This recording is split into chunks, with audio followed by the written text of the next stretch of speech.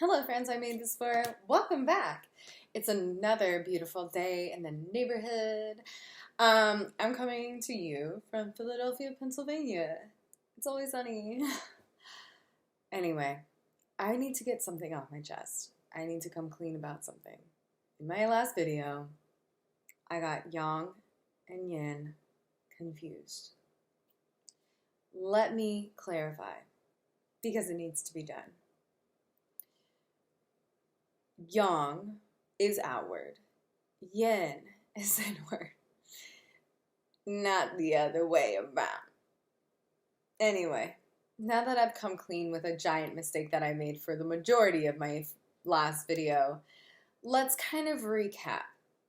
Because you came here to talk about Gemini, right? Or the lovers, right? But let's slow down. Take a breath.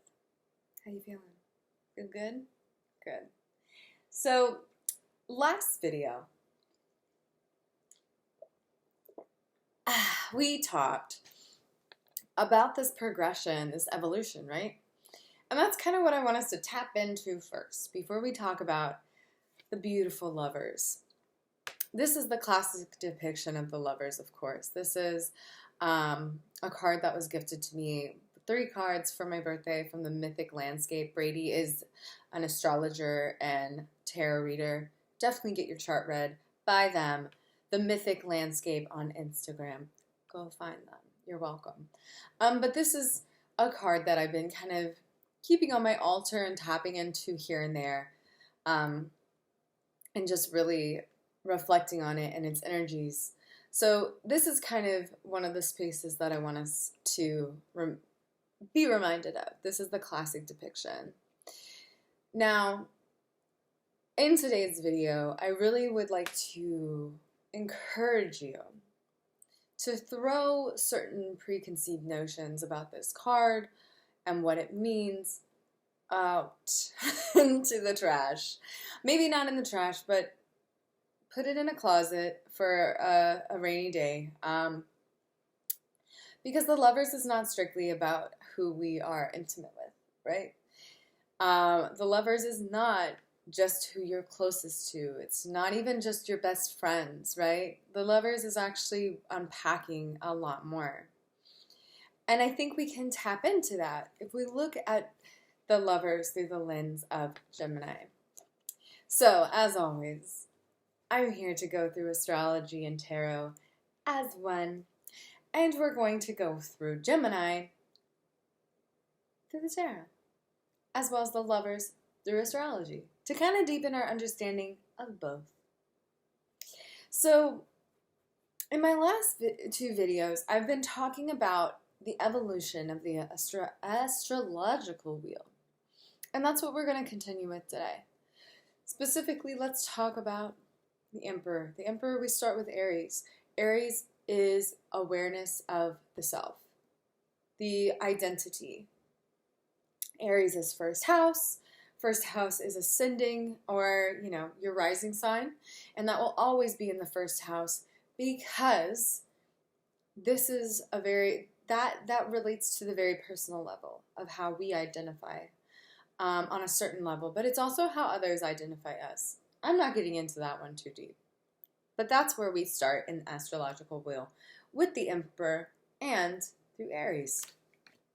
This evolution in the next sign, and let me remind you, yin and yang. So this is yang, outward, masculine, even though that's limiting to use that word, energy. It's outward, it's action-oriented, it's Aries. Yin is the next element that we meet in the element of earth, and that earth acts as the container. So our next evolutionary step with Taurus, or the Hierophant, is about awareness of self in relationship to the physical world. So relationship with our bodies, relationship with touch in a kind of sensual way, right? It can be the container. One way I expressed it last week was the container for the fire that is Aries. So it's also the container with the Hierophant. We talk about channeling and being the direct link between the higher and lower realms so that we can share that knowledge, right? Little heady, but let's keep moving. The next evolutionary phase is not just this Lovers, but it's this Lovers. And so with Gemini, it becomes the first sign where it engages with other, outside of self. So what does that mean? In Aries, we become aware of ourself. Taurus, we are aware of the physicality of ourself. And then, in Gemini, we become aware of others and how they relate to ourselves. So they're with the element of air, which is what Gemini is in, we see this transition back to yang or outward.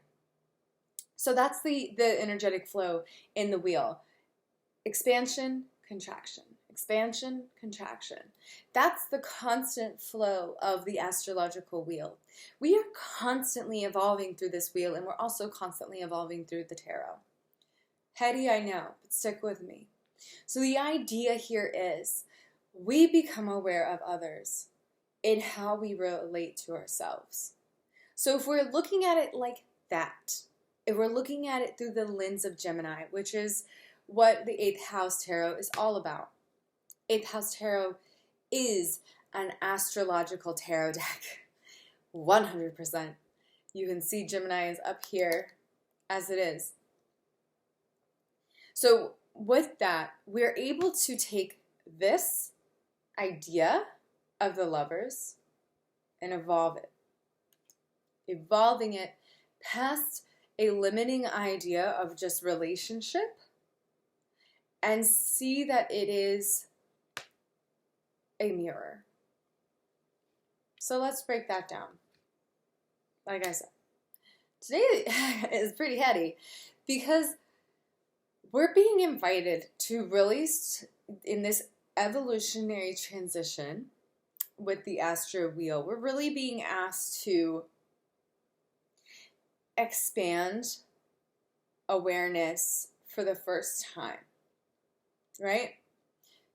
Or awareness in relating for the first time. So that's why we see the image almost mirrored, and then we actually see a mirror in the middle of this image. And that is where I think there's a lot of potent magic, right? So we see an evolution here as far as what the Lovers means to us, how we can relate to the Lovers in our own life, and really engage with that energy in a way that's not so limiting. Because let's face it, if I were to pull this card for myself today, I could make the stretch and say, okay, I have been stuck with my partner, who I love very much, in my house for months, and it's just the two of us, and maybe I need to reflect on that more. But the truth is, I'm going to have to reflect more upon myself. So what does that mean? Well, as we look at this, we get the element of air. We see the clouds. We see the element of air. This is where, with air, we're being asked to really dive into our mental capacities and start a dialogue, right? A certain dialogue within the mind, where we're tapping in and asking where certain things are really coming from on an intellectual level. So, again, that's really heady. Let's look at a few other cards to kind of dive into that, because that's the magic of this video, right? This is what I love to do. I like to take the interpretations of different artists, different readers, and really dive into the magic of what our lessons astrologically as well as tarot-wise. Because that's where we can find some magic. So 8th House Tarot, as a heads up, these are the decks I'm going over. Classic Rider-Waite Tarot as that one. And of course, the Way Home Tarot and Apparition Tarot, Spirit Speak Tarot, which I'll go over last. That's my weirdest deck, and it has the most to unpack. I love it. Let's get started on another reflection of the Lovers. So this comes off as being very relatable to this, right? It feels like it's really connected to that classic version of the Lovers to me, where we see that connection, that a little bit of vulnerability. We see that connection to the air element. That's very present here as well. I think one thing that we can take from this version of the Lovers card and expand on is the idea that this is also mirroring. But we're also meeting people. Well, of course we're meeting people, right? Lauren, what are you talking about? We're always meeting people. Welcome to the real world. We're not just meeting people. We're meeting people where we're at. We're being given a mirror to reflect on. So this is what I want to dive in with the Lovers, right? The Lovers is not always people that we love. I know that might feel strange, but actually, sometimes the Lovers comes to us as someone who we are struggling with. Pretty crazy, right? It can be that. It can be harmonious, but it can also be someone who's teaching us a lot and we're really uncomfortable. Ayo. Yes. Are you uncomfortable or are you comfortable? A lot of the times, the Lovers can come through for us as a teacher, a connection, but ultimately a mirror. So if we're faced with someone that we don't like, we're faced with someone who has something that we are just like, ugh, I hate that about that person. That's medicine. Yay. That's medicine for us. That's medicine for us to take a back seat and go, okay, but why am I so annoyed, threatened, or frustrated with what this person is doing, saying? Urgh. Right? There's medicine there. That's what the Lovers is really sometimes for us. And sometimes Gemini can trigger those things. Gemini reflects back, right? Gemini is the divine mirror in my opinion. And so sometimes Gemini, I've heard a lot of people use the word bipolar. Gemini is crazy. Gemini is bipolar. Gemini is a mirror. So sometimes we don't like what's reflected back at us. Sometimes we go, oh, what are these blemishes on my face? Why are these lines coming up? I'm still so young. Why is my youth leaving? Maybe there's something to sit with. And I say that as someone who's experiencing, just pointing out those for you to enjoy with me, things. These are the things that we can dive into with Gemini, because Gemini is a mirror. We are reflecting back, and sometimes what is reflected back is our most pure selves. Sometimes in the Lovers card, we are meeting someone who is sharing the bright lights of our own self, where we can see that, we admire that in a person, and we can reflect back and go, yeah, I admire that in that person, and that in that other person is in me too. And I can love that about both of us and just really acknowledge and feel so safe and sacred in that and feel good in that. And so there's medicine there for sure. But the Lovers shows up in many different ways. So in the Way Home Tarot, I see that there is this balance back and forth, as above, so below. So even when we're talking about shadow and light, when we meet that in others, we're also meeting it in ourselves. That's the invitation with Gemini and the Lovers. Gemini is not crazy. Gemini is adaptive, and Gemini is a mirror. Gemini is energy that reflects back as much as it gives, receives. That's what I'm going for. So yeah, if you're one of those people that's like, oh, Geminis are crazy, you're probably right, but they're just reflecting back what's in the real world. Hey-yo, lesson. So now that we've kind of gone through a little bit of that evolution, and again, like I said, when we're looking at Gemini, we're looking at that outward energy because it is air. So air is yang, outward, and I'm getting that right this time because I am really feeling crazy about that video. I'm not going to take it down. I made a mistake. Who cares? I'm perfect. Who cares?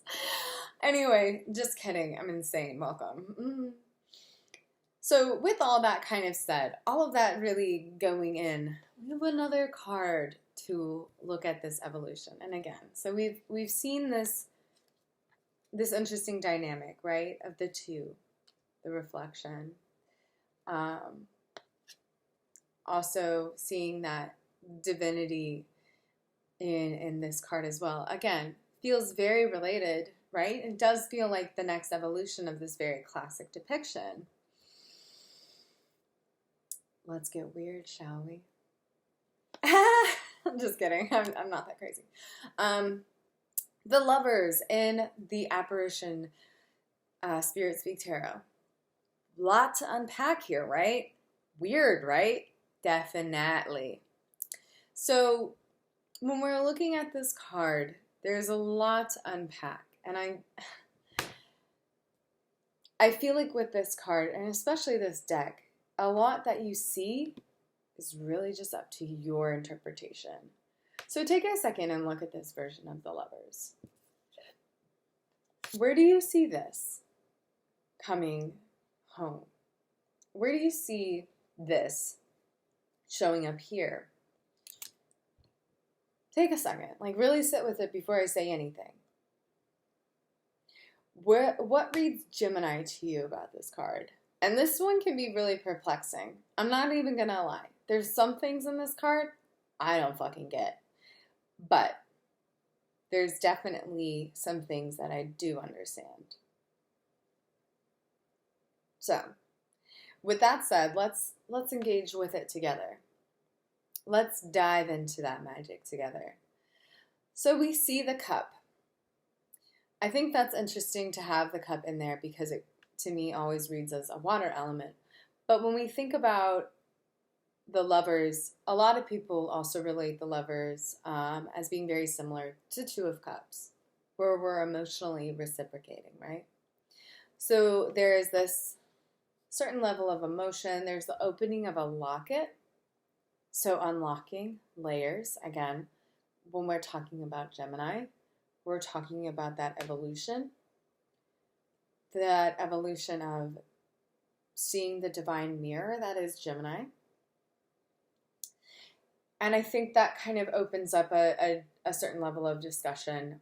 With the Lovers, it can be more than just a mirror. It's also about let me just phrase something here. Everything I say is my own truth. So yes, you might not agree with some of this, or some of this may not resonate with you. That's fine. But with this open locket, there is an opening to receiving, giving and receiving, right? When we're talking about this evolution, awareness of selves in relationship to others, again, others were being asked to be a certain level of open. With yang energy, we're being outward, right? And sometimes that feeling of outward, that feeling of being vulnerable can be there. And I think Gemini, I think lovers, there's a level of vulnerability, especially in that mutable energy. Because again, Gemini is mutable. The water actually does relate a lot to me, at least with mutable energy. So that cup, I think, might also relate to that. But that open locket, even though it's little, I think has a big presence as far as like understanding where someone might meet us in our shadow or our light, and being open to that experience, being open to the mirror and having something shown back to us that we either don't like or we love, and being okay with either, right? Because ultimately it's a lesson. Even if we're being shown something we don't like, life is opening a door to a lesson that we need to receive. Why does this make me uncomfortable? Is this a boundary I have to understand? Is this a boundary that's being pushed, but it's good? Is it bad? Like, that receiving and giving, that kind of comes with the lovers. It's very layered. It's not just who we're intimate with, it's how we mirror back, right? So we see that connection also with the two hands being held, being able to hold space for that mirror and being open to it, the lighthouse illuminating some of our shadow and seeing the parts of ourselves that we love or that we are not such fans of. I think that is a part of this card. And like I said, there's so many other things. There's this coin going through space that, again, to me relates to air, the ladder allowing us to move upwards and outwards. That also to me relates with like the air element, the yang element, but also when we are being put in a situation where we can relate on a different level, that helps in our evolution, right? When we better understand others, we are climbing the ladder of evolution. When we better can relate to others, we are given the opportunity to ascend. Like I said before, this might not resonate with you at all. You might look at this version of the card and go, wow, what a mess. But I think one reason I really love this deck personally is there's a lot of opportunity for reflection and just kind of diving into like, well, what else does the lovers offer us? What else does Gemini offer us? Because Gemini, to me, you know, it's ruled by Mercury, so there's a lot of communication. I think that's a big part of Gemini, is how we can be better communicators. Gemini is, to me, an adaptable sign that really understands how to relate to other people, even if it forgets its own core at moments, because that air energy can be really flighty, or not even flighty, but influenced. So we can see things kind of change day to day for Gemini. But that's all I'm going to go over with this card. There's a cow, there's a hand, there's all these things. Take a second to just like sit with that and see, what do you get out of it as the evolution of this? Because we've seen all these incarnations and what they might mean to you. Each one is going to be different, right?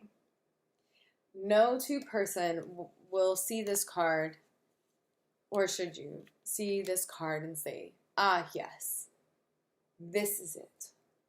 No, your interpretation of this card is important. So when you sit with it and you get a message from it, listen. Let it be a mirror. And I think that's kind of like the big medicine of, of tarot, is that it is a mirror.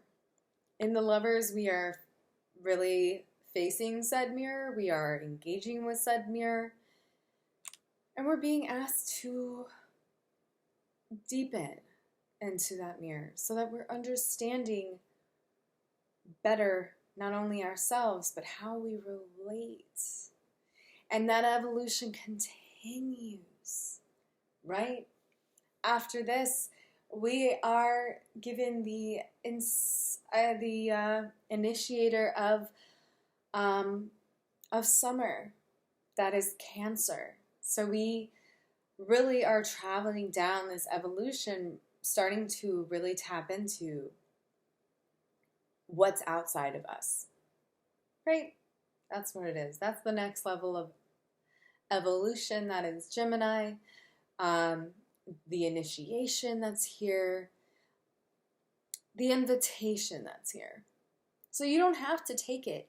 You don't have to get on the ride. But if you don't, you might miss out on some really cool medicine from people that you either love or you don't really like. So that's my thoughts and feelings about the Lovers. Again, if this is how you see the Lovers and you're like, it's only about relationships, baby, I don't give a fuck about nothing else, fine. But as Gemini season is going, just wanted to tap in and share that little bit of magic. See if you relate, see if you don't. And of course, I'll probably be here again to talk to you about the full moon that's coming up. I mean, we just had the new moon. May is almost over already, I feel like. It's not funny. And then we're going to move into June. We move into the next phase of magic. I'll be back with that with maybe a different deck. I don't know. I'm getting to a point where like, might be time to spoil myself. Anyway, I'm just kidding. This has gone on for way too long. Leave a comment down below what you think the Lovers are about, or just tell me off if you think I'm completely wrong. Either way, have a good day, and be a divine mirror. Bye!